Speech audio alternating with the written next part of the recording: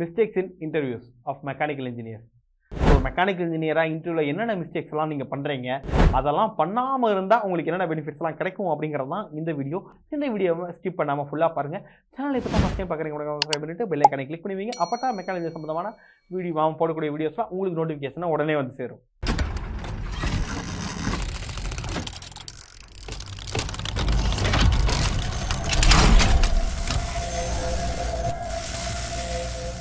Welcome friends, உங்கள் KK எம்இசிலிருந்து. ஏன்னா interview mistakes, ஒரு மெக்கானிக்கல் இன்ஜினியராக இன்டர்வியூக்கு போகும்போது பார்த்தீங்கன்னா இன்றைக்கி எனக்கு தெரிஞ்ச வரைக்கும் நிறையா மிஸ்டேக்ஸ் வந்து நீங்கள் பண்ணிட்டு தான் இருக்கிறீங்க. இதில் இந்த மிஸ்டேக்ஸ்லாம் நீங்கள் பண்ணுறீங்களா இல்லையா அப்படிங்கிறத கமெண்ட்டில் சொல்லுங்கள். இந்த மிஸ்டேக்ஸ்லாம் நீங்கள் கண்டிப்பாக திருத்திக்கணும் அப்படிங்கிறதுக்கான ஒரு வீடியோ தான் இது. இதெல்லாம் மிஸ்டேக்ஸு, இதெல்லாம் நீங்கள் பண்ணாதீங்க. அதெல்லாம் என்ன அப்படின்னா, ஃபஸ்ட்டு விஷயம், ஒரு இன்டர்வியூ போகிறீங்கன்னா அந்த கம்பெனியை பற்றி தெரியாமல் இன்டர்வியூ போகிறது. அதுக்கு முன்னாடி இன்டர்வியூ போகிறதுக்கு முன்னாடி ஜாப் அப்ளை பண்ணுவீங்க பார்த்தீங்களா, அது அதை விட கொடுக்குறோங்க ஐயா. ஒரு ஜாப் ஓப்பனிங் இந்தியிலேருந்து ஒர்க் இந்தியாலேயோ ஏதோ ஒன்றில் பார்த்துட்டா போதும், மெக்கானிக்கல்னு ஒரு வார்த்தை இருந்தால் போதும், டொபக்குன்னு ஒரு அப்ளை பட்டன். எதுக்கு அவ்வளோ அவசரமா நீங்கள் பிஸியாக இருந்தால் ஏங்கயா வேலை தேடுறீங்க? என்ன டேட்டு? இந்த மாதம் 10ஆம் தேதி. ஓ, டெலிகேட் பொசிஷன். 8ஆம் தேதி எனக்கு சேலத்தில் மாநாடு, 9ஆம் தேதி ஊட்டியில் ஊர்வலம், 10ஆம் தேதி நான் எங்க இருக்கேன்னு எனக்கே தெரியலையாப்பா. நான் டெல்லியில் இருக்கிறேன். புரியுதா? இதுல என்ன பிரச்சனை ஆகும் அப்படின்னா, ஒரு பிரச்சனை பெருசா ஆகாது. நீங்க வந்து ஜாப் ஹண்ட் பண்ணிட்டு இருக்கிறீங்க, ஓகேவா? ஜாப் ஹண்டிங் வந்து தேவையே கிடையாது நம்மளுக்கு. Because we are engineers, we are professionals, okay? அப்ப நம்ம ஏன் ஜாப் ஹண்ட் பண்ணணும் உட்காந்து? தேவையில்லை. அப்படின்னா ஒரு ஜாப் இருக்குன்னா, ஒரு மெக்கானிக்கல் டிசைன் இன்ஜினியர் போட்டிருக்காங்களா, ஓகே, கிளிக் பண்ணுவோம். என்ன கம்பெனி, என்ன பண்றாங்க, என்னென்ன ஸ்கில் எல்லாம் கேட்டிருக்காங்க, என்ன ஸ்கில் எல்லாம் நம்மள்ட்ட இருக்கு, இதுல எதெல்லாம் இல்லை அப்படிங்கிறத ஃபஸ்ட்டு தெரிந்து கொள்ளுங்கள் ஐயா. தெரிஞ்சுக்கிட்டு அந்த கம்பெனிக்கு அப்ளை பண்ணுங்க. ஒன்று அப்ளை பண்ணதுக்கப்புறமா அந்த கம்பெனியோட நேம் எடுத்து கூகுளில் போடுங்க. கூகுள்லேயும் கான்டாக்ட் டீட்டெயில்ஸ் கிடச்சிரும். அந்த கான்டாக்ட் டீட்டெயிலுக்கு ஒரு கால் பண்ணி பேசுங்க. சார், நீங்கள் இது மாதிரி என்எக்ஸ் கேர்லாம் கேட்டிருந்தீங்க, பட் என்எக்ஸ் கேர் வந்து எனக்கு பேசிக் லெவலில் தெரியும், பட் நான் சாலிட்வொர்க்ஸில் நல்ல ஃபெமிலியராக இருக்கிறேன், ஒரு 2 இயர்ஸாக நான் அதை தான் ஒர்க் பண்ணியிருக்கேன், பட் என்எக்ஸ் கேர்டும் நான் பண்ணுவேன், அதே உங்களுக்கு நான் அப்ளை பண்ணியிருக்கேன் சார், எப்போ இன்டர்வியூ வரலான்னு சொன்னீங்கன்னா நான் வருவேன். அது அவங்க இன்டர்வியூலாம் சொல்ல மாட்டாங்க, பட் நீங்கள் சொல்லும்போது இப்படி தான் சொல்லணும். ஸோ அப்போ நீங்கள் வந்து ஒரு ஜாப்புக்கு அப்ளை பண்ணுறீங்க அப்படின்னா, அது என்ன ஜாப் ரோல், எந்த ஊரில் இருக்குன்னே தெரியாமல் அப்ளை பண்ணக்கூடாது. அப்ளை பண்ணி நிறைய பேர், நானே நம்ம ஜாப்புக்கே ஒரு ஜாப் அப்படிங்க போட்டிருந்தோம், அதுலேயே நம்ம ஃபோன் பண்ணி, சார் இது மாதிரி நீங்கள் டிசைன் ட்ரெயினராக ஒர்க் பண்ணுறதுக்கு நீங்கள் அப்ளை பண்ணி, சார் இல்லை சார் நான் எல்லா ஜாப் அப்ளை பண்ணி வச்சுருந்தேன், நீங்கள் எந்த ஜாப்லேருந்து கால் பண்ணுறீங்க அப்படி இருக்கக்கூடாது. நீங்கள் 10 ஜாப்புக்கு அப்ளை பண்ணுங்க. நிறைய ஜாப் அப்ளை பண்ணால் உங்களுக்கு ஜாப் கிடச்சுன்னு நினைக்கிறீங்களா? ஏதோ ஒன்றில் கிடச்சிரோம்ல சார், உங்களுக்கு சூட்டபிளான ஒரு ஜாப்பை பிடிங்க, அதுக்கு மட்டும் அப்ளை பண்ணுங்க. 1000 ஜாப் இல்லை சார் எனக்கு சூட்டபிளான ஜாப்பே இல்லை அப்படின்னா தேடுங்க. சரியா? அது தேடுறது எப்படிங்கிறதெல்லாம் தனி வீடியோவில் சொல்லுவேன். ஸோ உங்களுக்கு அந்த ஜாப்பை பற்றி ஃபுல்லாக தெரியாமல் அப்ளை பண்ணாதீங்க. ஒன்று மிஸ்டேக்கு. அப்படியே நீங்கள் அப்ளை பண்ணதுக்கு அப்புறமா இன்டர்வியூ வர சொல்லிட்டாங்க அப்படின்னா, அந்த இன்டர்வியூக்கும் அந்த கம்பெனி பற்றி தெரியாமல் தயவு செய்து போகவே போகாதீங்க. ஏன்னா நிறையா பேர்கிட்ட இன்டர்வியூ வந்து பார்த்தீங்கன்னா நான் கேட்டிருக்கேன், சார் இப்போ இன்டர்வியூ போட்டிருந்தீங்க, வர சொல்லியிருந்தீங்க அப்படின்னா, என் கம்பெனி பேர் என்ன, நாங்கள் என்ன பண்ணுறோம், இதெல்லாம் கேட்டால் தெரியாது. இல்லை சார், இல்லை இன்டர்வியூ வரச்சுங்க வந்துட்டேன். அப்போ இதெல்லாம் எனக்கு ஆத்திரங்கள் வருது. ஏன் எனக்கு புரியல. ஒரு கம்பெனியை பற்றி, இந்த கம்பெனிக்கு இன்டர்வியூ போகிறோம், இவங்க என்ன பண்ணுறாங்க, எது பண்ணுறாங்க, ஏன்னா இதெல்லாம் தெரிஞ்சுட்டு போனால் தான் கம்பெனியில் போய் நம்ம கெத்தாக பேச முடியும், அப்போ தான் நம்மளுக்கு இந்த வேலை கிடைக்கும் அப்படிங்கிற ஒரு அக்கறை உங்கள்கிட்ட இருக்கா இல்லையான்னு தெரியல. ஏன்னா இருந்தால் நீங்கள் அதை பார்த்துட்டே போகலாம். சரி, அப்படி இல்லை சார், நானும் அந்த கம்பெனி பற்றி ஃபுல்லாக பார்த்துட்டு போகணும் அப்படின்னா உங்களுக்கெல்லாம்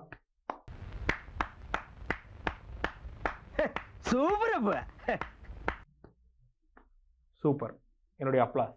பட் நிறைய பேர் 80% ஆஃப் கேண்டிடேட்ஸ் கம்பெனியை பற்றி தெரியாமல் தான் சும்மா கூகுளில் லொக்கேஷன் எடுத்து ஃபஸ்ட்டு அந்த கம்பெனியை பற்றி பார்க்கறது இல்லை. கம்பெனி பேர் வந்துச்சா, ஓகே ரைட், எடுத்து போடுறா கூகுளில், விட்றா வண்டியை புக் பண்ணுறா ராபிட்டோவை, எடுத்து பஸ்ஸில் ஏறி போட, அவ்வளோதான்.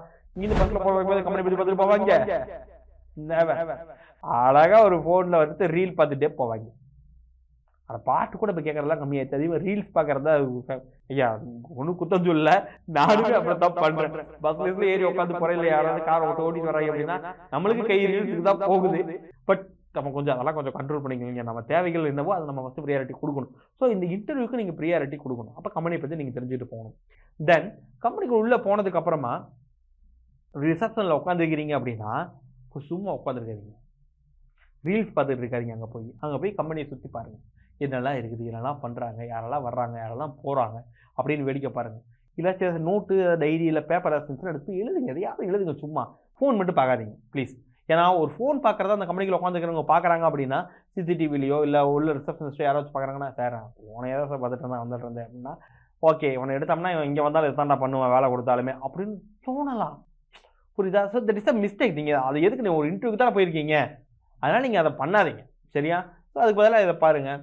அண்ட் தென் இன்டர்வியூ உள்ளே போயிட்டீங்க. உள்ளே போனதுக்கப்புறமாமே ஃபஸ்ட்டு உங்கள்கிட்ட அதிகமாக கேட்கக்கூடிய கேள்வி என்னவாக இருக்கும் அப்படின்னா, ஏன் இதுக்கு முன்னாடி ஒர்க் பண்ணிவிட்டு இந்த கம்பெனிக்கு ஜாயின் பண்ணுறீங்க, அந்த கம்பெனிலேருந்து இந்த கம்பெனி ரிலீவ் ஆகுறீங்க. அப்படி ஒர்க் பண்ணவங்களுக்கு இந்த கேள்வி வரும்.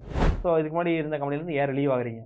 இல்லை சார் எல்லாம் ஓகே தான், பட் இன்னும் கம்பெனி சரியில்லை சார், பெரிய பாலிடிக்ஸ் சார், சம்பளம் அதிகமாக தர மாட்டாங்க சார், லீவு தர மாட்டாங்க சார், போனஸே கொடுக்கல சார், நான் எதிர்பார்த்த அப்ரைசல் அங்கே கிடைக்கல சார். இப்படிலாம் அந்த கம்பெனி பற்றி எக்காரணத்தை கொண்டும் நெகட்டிவாக அந்த கம்பெனியில் சொல்லாதீங்க. ஏன்னா அதுவே உங்களுக்கு பேக் ஃபயர் ஆகும். ஏன்டா இன்னைக்கு இந்த கம்பெனி பற்றி சொன்னேன், நாளைக்கு என் கம்பெனி பற்றி நீ சொல்ல மாட்டியா அப்படின்னு ஒரு கேள்வி வரும் இல்லையா?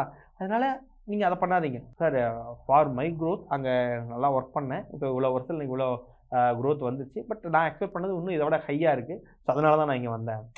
ஸோ அதே விஷயம்தான், விஷயம் ஒன்றும் மாறல. பட் ஒருத்தங்களை குறை சொல்லாமல் உங்களுக்கு இருக்கிற பாசிட்டிவை சொல்லி நீங்கள் போகிறீங்க. ஸோ பையன் பரவாயில்லையா அப்ரோச் பண்ணுறதே பாசிட்டிவாக இருக்குது அப்படிங்கிறத உங்களுக்கு செலக்ட் பண்ணக்கான வாய்ப்புகள் அதிகமாக இருக்குது. ஸோ இந்த மிஸ்டேக் தான் நீங்கள் டேர்ன் ஆன் பண்ணிக்கங்க. அடுத்து வந்து பார்த்தீங்க அப்படின்னா செல்ஃப் இன்ட்ரோ. சூப்பர். இந்த செல்ஃப் இன்ட்ரோ தான் பக்காவாக இருக்கும். நான் இது வரைக்கும் கேட்டால் செல்ஃப் இன்ட்ரோக்குன்னு ஒரு ஃபார்மேட்டே இருக்குது, அதை வச்சுக்கிறாங்க. ஏன்னா என் பேர், என் ஊர், நான் எங்கே படித்தேன், எப்போ முடித்தேன், எங்கள் அப்பா என்ன பண்ணுறாங்க, எங்கள் அக்கா என்ன பண்ணுறாங்க, நான் எங்கேருந்து வர்றேன். என்னது நாங்கள் என்ன பொண்ணு பார்க்குறக்க உங்களுக்கு பயோடேட்டா கேட்குறோம் இல்லையா? ஸோ நான் வந்து என் கம்பெனிக்கு உங்களுடைய ஸ்கில் ஏதாச்சும் உதவுமா அப்படிங்கிறத பார்த்து அதுக்கு ரிலவெண்ட்டான ஒரு இன்ட்ரோ கொடுத்தா நல்லாயிருக்கும். இப்போ நாங்கள் வந்து பார்த்தீங்க அப்படின்னா நான் பழைய வீடியோஸ் நான் போட்டிருக்கேன், ஸ்டூடெண்ட்டில் வச்சுலாம் போட்டிருப்பேன். ஸோ கொஞ்சம் டிஃப்ரெண்ட்டாக யோசித்தோம். 1 minute செல்ஃப் இன்ட்ரோ, அடுத்து இப்போ 30 செகண்ட் செல்ஃப் இன்ட்ரோ, இந்த மாதிரியெல்லாம் நான் நிறையா பிளான் பண்ணுவோம். சரினா ஒரு 30 செகண்டில் இல்லை 1 நிமிஷத்தில் ஒரு செல்ஃப் இன்ட்ரோ உங்களை பற்றி.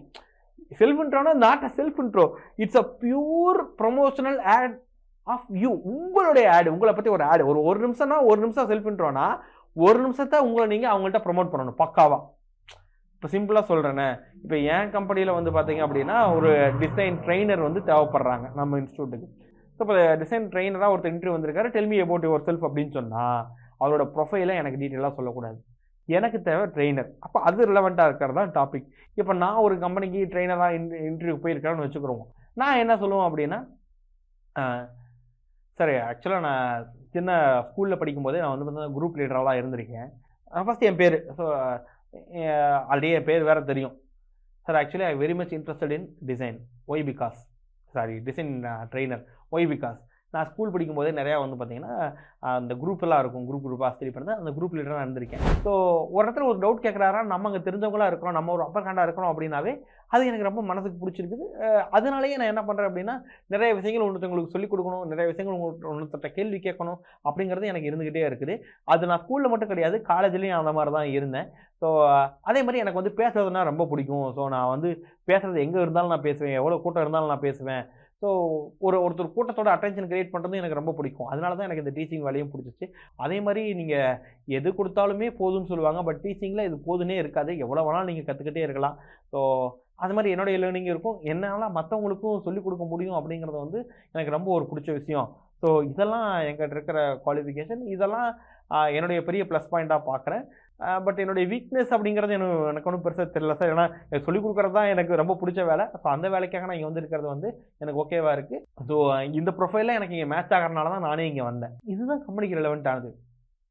ஒரு ஃப்ரெஷராக இருந்தாலும் நீங்கள் என்ன வேலைக்கு போகிறீங்களோ அது ரெலவெண்ட்டாக ஒரு இது பண்ணுங்கள். இன்னும் உங்களுக்கு 30 செகண்ட்ஸ்க்கு எக்ஸாம்பிள் வேணும் அப்படின்னா கீழே வந்து செல்ஃப் இன்ட்ரோ அப்படின்னு கமெண்ட்டில் டைப் பண்ணிங்க அப்படின்னா உங்களுக்கு நான் அந்த செல்ஃப் இன்ட்ரோஸ் எல்லாமே வந்து பார்த்தீங்கன்னா ஒரு பஞ்சாக நாங்கள் பசங்களெல்லாம் வச்சு பக்காவாக ரெடி பண்ணி பப்ளிஷ் பண்ண போகிறோம். ஸோ என்னன்னா நாங்கள் சில ஐடியாஸ்லாம் பண்ணி வச்சுருக்கோம், அது நான் இன்னொரு வீடியோவில் சொல்கிறேன்.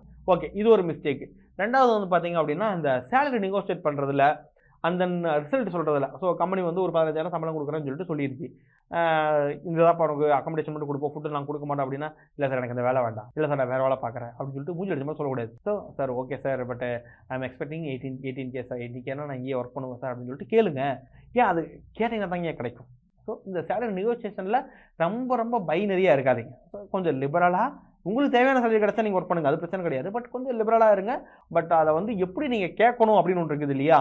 ஸோ அந்த கேட்குற விதத்தை மட்டும் கொஞ்சம் மாற்றி கேட்டிங்கன்னாவே போதும். அவ்வளோதாங்கய்யா. எப்போ ஜாயின் பண்ணுறேன்னு கேட்டால் அதுக்கு வந்து நம்மளுக்கு சார் வீட்டில் கேட்டு சொல்கிறேன் சார் அப்படிலாம் சொல்லக்கூடாது. ஓகேவா சார், எனக்கு இப்போ இருந்து ஒரு 5 days இந்த ஒர்க் இருக்குது, நான் இந்த டேட்லேருந்து ஜாயின் பண்ண முடியும். இல்லை சார் ஒன்றும் பிரச்சனை இல்லை, எனக்கு ஒரு 2 days டைம் கொடுத்தீங்கன்னா நீங்கள் டேட் சொன்னீங்கன்னா அந்த டேட்டில் நான் ஜாயின் பண்ணிக்குவேன். ஸோ இந்த மாதிரி கான்ஃபிடென்ட்டாக நீங்கள் சில விஷயங்களை போய் பண்ணால் போதும். ஸோ இந்த மிஸ்டேக்ஸ் எல்லாம் மேஜர் மிஸ்டேக்ஸ் தான். இது இல்லாமல் நிறைய மிஸ்டேக்ஸ் எல்லாம் இருக்குது. இது இல்லாமல் வேறு என்னதெல்லாம் உங்களுக்கு இன்டர்வியூ போகும்போது டவுட்ஸ் வருது அப்படிங்கிறத கீழே கமெண்ட்டில் சொல்லுங்கள். அது சம்மந்தமான வீடியோஸ் சீக்கிரமாக போடுறதுக்கு நாங்கள் முயற்சி பண்ணுறோம். வேறு ஏதாவது சம்மந்தமான கிளாரிஃபிகேஷன் வேணும்னா நம்பர் இருக்குது, கான்டாக்ட் பண்ணுங்கள். முடிஞ்ச அளவுக்கு உங்கள் டவுட்ஸை கிளாரிஃபை பண்ணுறதுக்கு முயற்சி பண்ணுறோம். Thank you so much.